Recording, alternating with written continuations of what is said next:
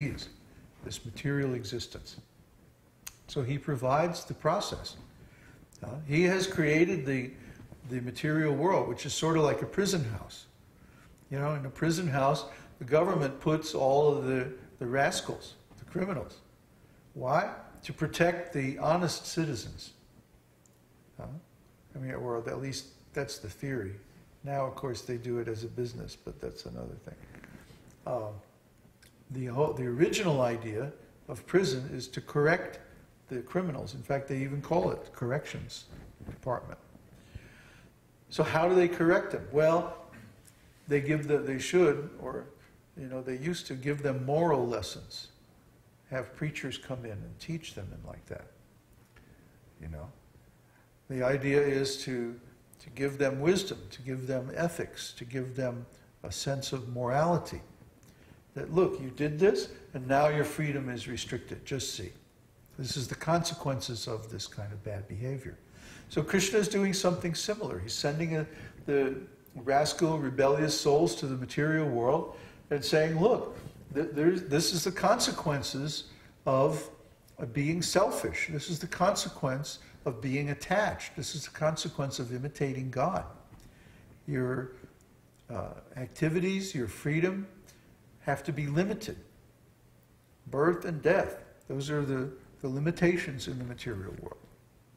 And you have to go through so much suffering. Because you're in the jail with the other criminals, the other rascals. And of course, they're going to treat each other very badly. So this is the material world. We have to get out. And Kṛṣṇa is giving that. He's giving that process in Bhagavad Gita and other scriptures. So we should take advantage of that. Now, for the impersonalists and the enemies of Kṛṣṇa, liberation means merging into the Supreme. The demons and the impersonalists do not care for Kṛṣṇa. But Kṛṣṇa is so kind that he gives this liberation even to his enemies and the impersonalists. There is the following statement in this connection. O Murari, Kṛṣṇa, how wonderful it is that although the demons, who were always envious of the demigods, have failed to penetrate your military phalanx, they have penetrated the region of Mitra, the sun globe. The word Mitra is used metaphorically. Mitra means the sun globe, and Mitra also means friend. The demons who opposed Kṛṣṇa as enemies wanted to penetrate his military phalanx, but instead of doing this, they died in battle, and the result was that they penetrated the planet of Mitra, or the sun planet. In other words, they entered into the Brahman effulgence. The example of the sun planet is given here because the sun is ever illuminating, like the spiritual sky, where there are innumerable illuminating Vaikuntha planets. The enemies of Kṛṣṇa were killed, and instead of penetrating Kṛṣṇa's phalanx, they entered into the friendly atmosphere of the spiritual effulgence. That is the mercy of Kṛṣṇa, and therefore he is known as the deliverer of his enemies also. But of course, if one enters into Brahman, he loses his individuality. And that's the equivalent of spiritual suicide. So Kṛṣṇa gives that liberation to the demons, but it's kind of a steep price to pay. Okay, so now we have one more. Number 60. The attractor of liberated souls. There are many examples of how Kṛṣṇa attracted even great liberated souls like Shukadeva Goswami and the Kumaras. In this connection, the following statement was given by the Kumaras. How wonderful it is, even though we are completely liberated, free from desire, and situated at the stage of Paramahamsa, we are still aspiring to taste the pastimes of Radha and Kṛṣṇa. Oh, that's very nice. See, some people think that Kṛṣṇa's pastimes are somehow affected by the modes of material nature. That Kṛṣṇa's form, for example, is a product of the modes of nature. That's why they're called Mayavadis, because they think that Krishna's form is a product of Maya, a temporary transformation of the mode of goodness. They think that Brahman is supreme, and the incarnations like Krishna are simply some temporary manifestation of Brahman. Now, if you start to ask them questions about this theory, you'll find that they can't explain it very well. Because the question is, of course, if Brahman is the source of Krishna, how come Brahman has no qualities and Krishna has all qualities? They can't explain this.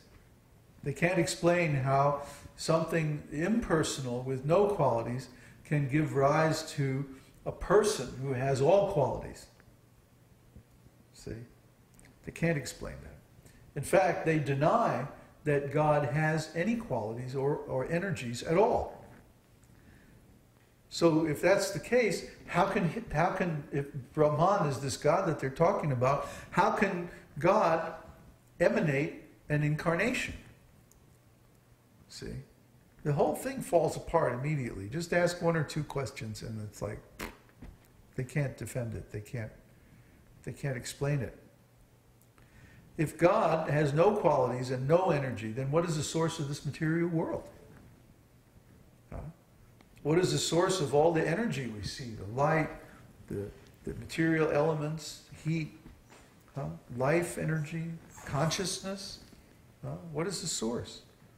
If God has no energy, you see, this voidist or nihilist or Mayavadi philosophy, actually this is a very recent concoction. It's from the time of Shakyamuni Buddha. Shakyamuni Buddha, he made up this nonsense nothingness philosophy. And then this was copied by Shankaracharya and became the basis of the Mayavadi philosophy. But their philosophy is so poor, it's full of so many holes, so many logical inconsistencies, that it cannot, it can't convince any intelligent person. How is it possible? How is it possible that this universe, which is full of so much variety, could come from something that has no qualities and no energy? Simply, they're trying to rationalize their propensity to imitate God. They're trying to make an excuse how they can become the enjoyer, the owner, the doer, the knower, the proprietor, and like the controller, like that. Because actually, that's what the essence of material illusion is all about. These rascals, these material persons, they want to imitate God. They want to take over what God is actually meant to do. Creator, controller, owner, enjoyer, doer, knower, and like that. See, actually God is all these things. Krishna is all these things. But in material consciousness, in ignorance, we try to take over all these different roles. We try to imitate God, even though we have no qualification whatsoever. We still try to imitate. So Krishna is so kind that he gives these rascals liberation, but he'll give them, okay, it's like, okay, you want to worship the Brahman? Then you can go to the Brahman. You know, bye. They don't understand. Krishna has so many wonderful qualities, so many wonderful, unconquerable energies. One of those energies is Brahman, yes. But he has so many other energies that are personal in nature. See? Yeah, the material elements are impersonal. The Brahman is impersonal. Material energies are not sentient. But Brahman is sentient, even though impersonal. No, I don't claim to understand that. I've seen it, but I don't claim to understand it. It's a lot of these Spiritual concepts are inconceivable to our tiny brains. And we just have to accept it. There are things that are beyond us. There are things we can't understand, that we're constitutionally unable to understand. Like, for example, how does Kṛṣṇa manifest so many millions of forms and incarnations? And they all have different activities and different qualities, and yet Kṛṣṇa is one. How is that possible? It's like, I can't understand it. But I can accept it because it's Kṛṣṇa. Kṛṣṇa can do things which are inconceivable to us. How does Kṛṣṇa know every living entity? And how does Kṛṣṇa manifest within each and every atom? It's inconceivable to us. But it's there in the scriptures.